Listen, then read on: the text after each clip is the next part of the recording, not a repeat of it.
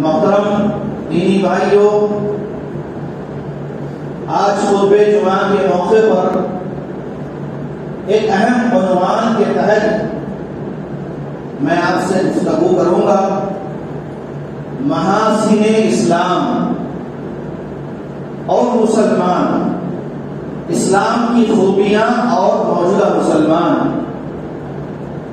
بڑا وسیع موضوع ہے۔ اسلام کیا ہے؟ اسلام حضرت آدم علیہ السلام سے لے کر سب سے آخری میسنجر، آخری نبی، خاتم الانبیاء محمد مصطفیٰ صلی اللہ تعالی علیہ وسلم تک اللہ تعالیٰ نے کتابوں کے ذریعے سے، نبیوں کے ذریعے سے جو دین کو نازل کیا ہے اس کا نام ہے الاسلام۔ اور دوسری بات یہ ہے کہ اسلام 1400 سال پرانا دین نہیں ہے۔ اسلام اسی وقت سے ہے جبکہ اس دھرتی پر، اس کائنات پر سب سے پہلے انسان حضرت آدم علیہ السلام تشریف لائے تھے۔ اور تیسری بات یہ ہے کہ اسلام صرف مسلمانوں کا دین نہیں ہے، چونکہ مسلمانوں کو اس کا علم نہیں ہے اور بہت ساری نادانیوں میں یا غفلتوں کا شکار ہو کر مسلمانوں میں اسلام کے تعلق سے بہت بڑی کوتاہی کی، غفلت کی، بلکہ ایک معنی میں اسلام پر ظلم کیا ہے۔ یہ اسلام ہم تمام سے مطالبہ کر رہا ہے کہ اے لوگوں، تم کہاں جو ہے بھٹکے جا رہے ہو، کہاں پھر رہے ہو، جبکہ تمہارا دین، پوری انسانیت کا دین اللہ کے پاس اسلام ہے۔ ان الدین عند اللہ الاسلام، یقیناً اللہ تعالیٰ کے نزدیک دین، عقیدہ، عمل، تہذیب، تمام چیزیں وہ کیا ہے؟ الاسلام۔ تو آئیے اس موقع پر میں اسلام کیا ہے، اسلام کی خوبیاں کیا ہے پیش کروں گا۔ اللہ تعالیٰ سے دعا ہے کہ اللہ تعالیٰ ہم تمام کو حقیقی معنی میں اسلام کے سچے نمائندہ بننے، اسلام کے ایمبیسڈر بننے اور اسلام کے حقیقی ترجمان بننے کی توفیق عطا فرمائے۔ محترم حاضرین، اللہ تعالیٰ نے کلام پاک میں فرمایا یقیناً اللہ کے نزدیک دین تو صرف اسلام ہے۔ اس کا کیا مطلب ہے؟ اللہ کے نزدیک دین کا نام اسلام ہے، مطلب یہ ہوا کہ اللہ تعالیٰ صرف انسانوں سے اسی دین کو پسند کرتا ہے۔ جیسا کہ اللہ تعالیٰ نے اپنے کلام پاک میں فرمایا کہ اللہ تعالیٰ نے اس دین کو تمہارے لیے مکمل کر دیا۔ الیوم اکملت لکم دینکم واتممت علیکم نعمتی ورضیت لکم الاسلام دینا۔ یہ آیت بھی آپ حضرات نے بارہا سنی ہے، لیکن اس آیت میں جو بات ہم تمام کو، پوری انسانیت کو دی گئی ہے، جب سے یہ دین نازل ہوا آدم علیہ السلام سے لے کر نبی صلی اللہ علیہ وسلم تک، اور نبی صلی اللہ علیہ وسلم کی خصوصیت یہ رہی ہے کہ نبی صلی اللہ علیہ وسلم کی بعثت سے پہلے اسلام جو ہے اجنبی بن گیا تھا۔ اسلام اپنی حقیقی شکل میں موجود نہیں تھا۔ وہ اسلام جس کی دعوت نوح علیہ السلام نے دی، وہ اسلام جس کی دعوت حضرت ابراہیم خلیل اللہ نے دی، اور اسی اسلام کی صورت یہ ہو گئی تھی کہ جہاں اسلام کا آغاز ہوا تھا، اسلام کی دعوت شروع ہوئی تھی، اسی مقام پر لوگوں نے اللہ کے گھر میں جو پہلا اللہ تعالیٰ کی عبادت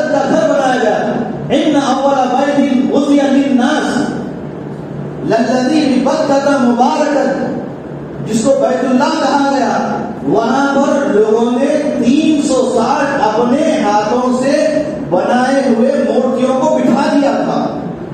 تو یہ ظلم کیا تھا.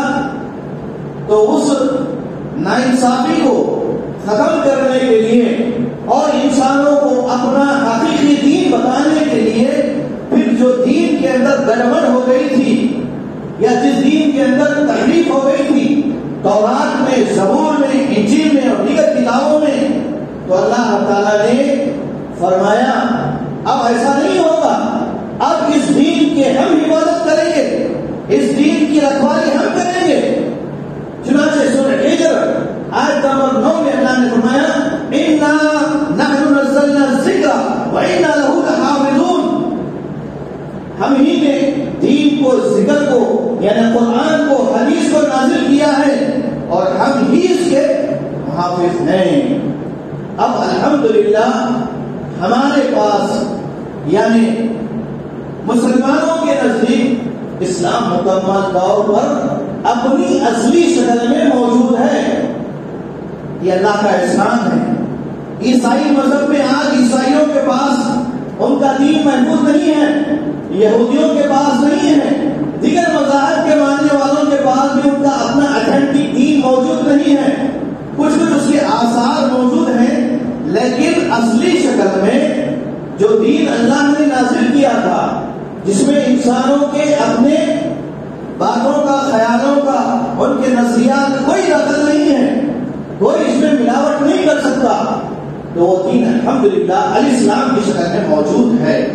کہنے کا مطلب یہ ہے کہ جب اسلام موجود ہے اور اپنی اصلی شکل میں ہے اور کامل ہے، مکمل ہے، انکمپلیٹ نہیں ہے، کمپلیٹ ہے. انسانوں کے جتنے مسائل ہیں، جتنے پرابلمس ہیں، جتنی مشکلات ہیں، ان سب کا سلوشن، ان سب کا حل اسلام اپنے پاس رکھتا ہے.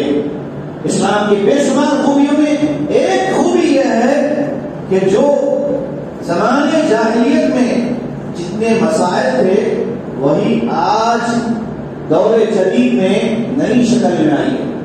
جیسے بچیوں کو زندہ درگور کرنا، وَإِذَا الْمَوْءُودَةُ سُئِلَتْ بِأَيِّ ذَنبٍ قُتِلَتْ. نبی صلی اللہ علیہ وسلم کی بعثت مبارکہ سے پہلے بھی لوگ اپنے گھر میں بچی کا پیدا ہونا بہت عام سمجھتے تھے، اور یعنی اپنی جو ہے ناکامی سمجھتے تھے. اس لیے کیا کرتے تھے لوگ؟ اپنی بچی کو زندہ گاڑ دیتے تھے. زمانی جاہلیت کی رسم کا خاتمہ اسلام نے کیا اور فرمایا اسلام کی خوبی یہ ہے کہ جس نے 2 بچیوں کو یا 3 بچیوں کو یا 2 بہنوں کو یا 3 بہنوں کو اسلامی تعلیم اور تربیت سے آراستہ کیا، ان کے بالغ ہونے کے بعد ان کی شادی کی، تو یہ بچیاں ایسے باپ کے لیے، ایسے بھائی کے لیے جہنم سے آڑ بن جائیں گی. اتنی بڑی خوبی جو اسلام نے دی ہے. آج بھی عورت کے ساتھ آپ دیکھیے، میں کسی مذہب کے تعلق سے نہیں کہوں گا، صرف اتنا کہوں گا کہ اسلام کو یہ خصوصیت حاصل ہے کہ اسلام نے زمانے جاہلیت میں جو عورتوں پر ظلم ہوا کرتا تھا، وہ ظلم کا خاتمہ اسلام ہی نے کیا ہے. عورتوں کی عزتیں پامال ہوتی تھی، ان کی عزتوں کی حفاظت کی ذمہ داری اسلام نے لی ہے اور کہا کہ خبردار کہ عورتوں پر ظلم نہیں کرنا. حجۃ الوداع کے موقع پر اللہ کے نبی صلی اللہ علیہ وسلم نے کئی فضائل بیان کیے اور فرمایا کہ عورتوں کے ساتھ اچھا سلوک کرو، اور قرآن میں اللہ نے فرمایا وَعَاشِرُوهُنَّ بِالْمَعْرُوفِ. ایمان والے مردوں سے، ایمان والی عورتوں سے کہا کہ تم اپنے آپس کے حقوق اسلامی طریق سے دے دیا کرو. الغرض ایک ٹاپک پر دیکھا جائے تو بے شمار ہمارے سامنے اسلام کی خوبیاں ملتی ہیں، لیکن وقت اس کی اجازت نہیں دیتا کہ ان تمام چیزوں پر میں تفصیل روشنی ڈالوں. اس لیے اختصار کے ساتھ اشاروں کی زبان میں اپنی بات کو آگے بڑھاؤں گا. جیسا کہ میں نے کہا کہ اسلام کامل ہے، مکمل ہے. اب جو لوگ اسلام کے اندر بہت ساری چیزوں کو انہوں نے داخل کر لیا، نادانی میں، غفلت میں، یا تعصب میں، یا جہالت میں، یا اندھی تقلید میں۔ جیسے آپ دیکھیے اسلام کے مہینے 12 مہینوں کو مسلمانوں نے اپنی بدعملی سے مہینوں کے نام بھی چینج کر دیے، ہر مہینے کی ایک بدعت ایجاد کر لی۔ محرم میں ایک بدعت، اب یہ مہینہ جو چل رہا ہے سفر کا مہینہ، اس مہینے میں بھی ایک بدعت ہے، بلکہ ایک کفریہ عمل ہے۔ سفر کا مہینے کو زمانے جاہلیت میں لوگ منحوس سمجھتے تھے، اگر آج کا مسلمان بھی سفر کے مہینے کو منحوس سمجھ رہا ہے تو اس نے اسلام کو نہیں جانا۔ اللہ کے نبی نے فرمایا صحیح بخاری کی حدیث، لا عدوى ولا طير ولا حامہ ولا سفر، کسی کی بیماری کسی کو نہیں لگتی جب تک کہ لانا چاہے، اور بدشگونی کا اسلام میں کوئی تصور نہیں ہے۔ بدشگونی جو عورتیں بھی لیتی ہیں، مرد بھی لیتے ہیں، زمانے جاہلیت میں بھی ایسے ہوتا تھا، تیر مارتے تھے، اگر تیر رائٹ کو جاتا تھا تو سمجھتے کہ ہمارا سفر مبارک ہے، وہ سفر کرتے تھے، اگر وہ تیر بائیں کو جاتا تو اس کو منحوس سمجھ کے سفر نہیں کیا۔ جیسے آج بھی بلی آتے آ گئی، 400 میں دن ہے، ایسے خرافات مسلمانوں کے۔ اور سفر کے مہینے کی 13 تاریخ کو 13 تیزی کے نام پر ایک نظریہ، ایک عقیدہ رکھا جاتا ہے کہ 13 تاریخ کو جو بھی صدقہ خیرات کریں گے ساری بلائیں گھر سے، بیوی بچوں سے، انہیں خاندان سے نکل جائیں گی۔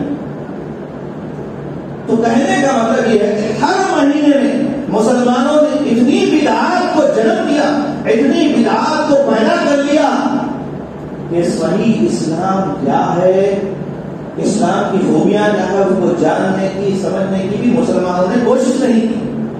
ہم دعا کریں گے تمام مسلمانوں کے لیے، تمام انسانوں کے لیے کہ اللہ تعالیٰ سب کو دین سمجھنے کی، اسلام سمجھنے کی توفیق عطا فرمائے۔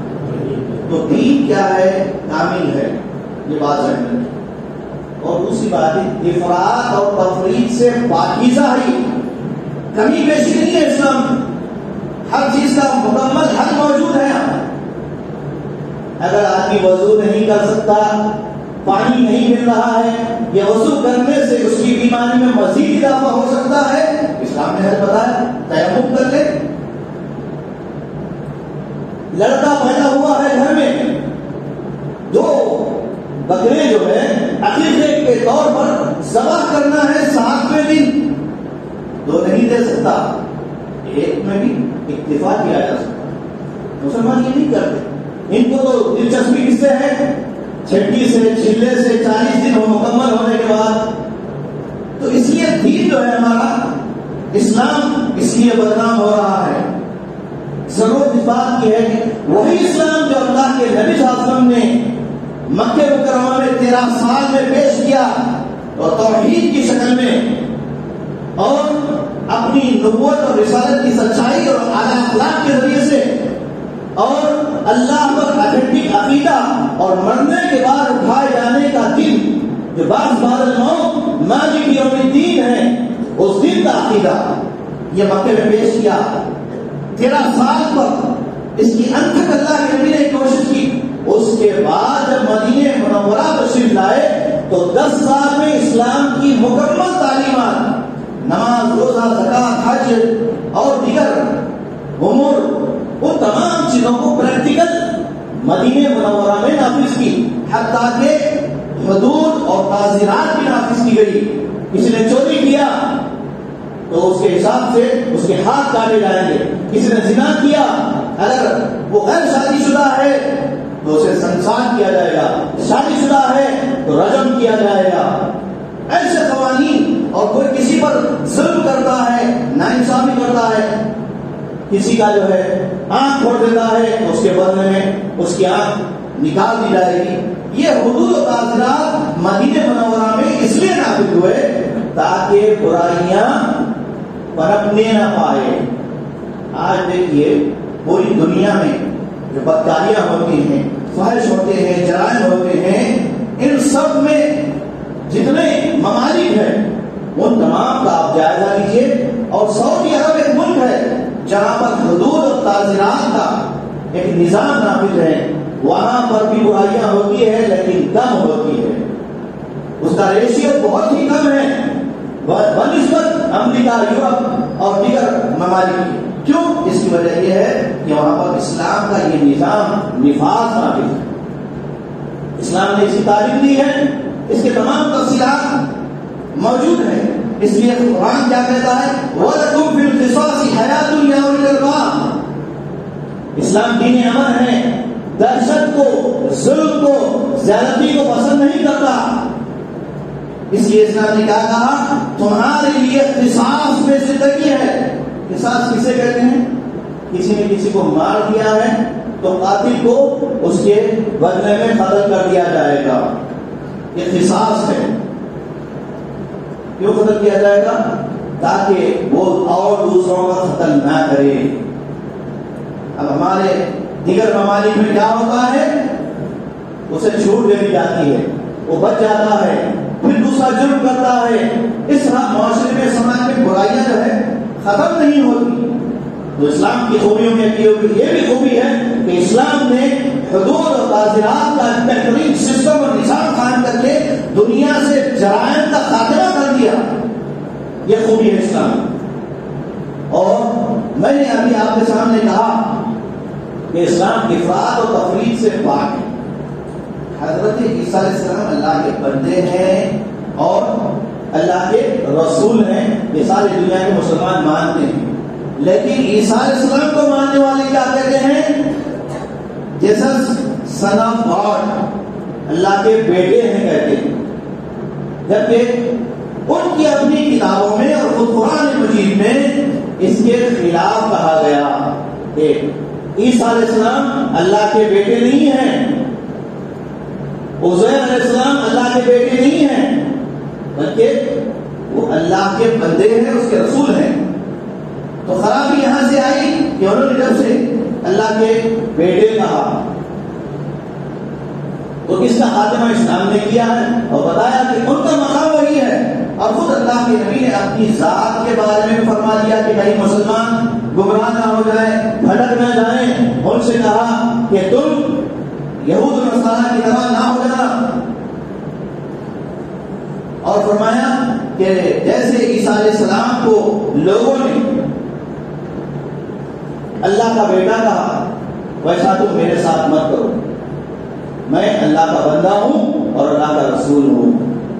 تو یہی ہم کو کہا گیا، یہی تعلیم دی گئی کہ محمد رسول اللہ صلی اللہ علیہ وسلم وہ اللہ کے بندے ہیں اور آخری رسول ہیں، آپ کے بعد کوئی نبی آنے والا نہیں ہے۔ اسی میں اللہ کے نبی صلی اللہ علیہ وسلم کا مقام ہے، یہی آپ کا مرتبہ ہے، اور آپ کے مقام تک آج تک نہ کوئی پہنچا ہے نہ پہنچ سکتا۔ تو آپ کی ذات میں غلو کرنا بھی اسلام نے اسے منع کیا، غلو نہیں کرنا۔ کیا کیسا غلو کرنا؟ جیسے کچھ مسلمان نادانی میں محمد مصطفیٰ صلی اللہ علیہ وسلم کو اللہ کا نور کہتے ہیں، جبکہ نور کی جو تشریح کی گئی ہے، نور جو ہے ایک مثال دے کر کہا گیا، یہ روشنی تاریکیوں میں، شرک کی تاریکیوں میں اللہ کے نبی صلی اللہ علیہ وسلم ایک نور کی مانند ہے۔ تو نادر نے کیا سمجھا؟ سرکاپا نور ہے، نور مجسم نے کہا، ایسا نہیں ہے۔ اللہ کے نبی صلی اللہ علیہ وسلم اسی طرح پیدا ہوئے جس طرح عام انسان پیدا ہوتے ہیں، آپ کی بھی والد والدہ تھے جس طرح عام انسان کے لیے ہوتے ہیں۔ تو پھر نور کہہ کر لوگوں نے یقیناً اللہ کے نبی صلی اللہ علیہ وسلم کے مقام اور مرتبے کو گھٹا دیا ہے۔ آپ کا مقام سب سے اعلیٰ ہے اور سب سے اشرف ہے۔ اللہ تعالیٰ نے خود آپ کے مقام اور مرتبے کے تعلق سے فرمایا، اور رفعنا لک ذکرک، دنیا کا کوئی انسان آپ صلی اللہ علیہ وسلم کے مقام میں مرتبے تک پہنچ نہیں سکتا، اور آپ کی شان میں ذرا سی بھی گستاخی مسلمان برداشت نہیں کر سکتا۔ یہ ہم سب کا ایمان ہے۔ اس لیے آج مسلمانوں کے لیے بڑے چیلنجز، بڑے مسائل ہیں۔ آج مسلمانوں سے کہا جا رہا ہے کہ تم جو ہے، ہم اسلام کے تعلق سے، قرآن کے تعلق سے، مساجد کے تعلق سے جو چاہے وہ بول رہے ہیں، وجہ اس کی کیا ہے؟ اس کی بنیادی غلطی مسلمانوں کی ہے کہ مسلمانوں نے اسلام کے معنی مفہوم کو مطلب کو نہیں بتایا، اذان کا معنی کیا ہے نہیں بتایا، اللہ اکبر کا مفہوم نہیں بتایا، کلمہ طیبہ کی شرائط کیا ہے، اسلام کی خوبیاں کیا ہے، یہ نہیں بتایا، جبکہ اسلام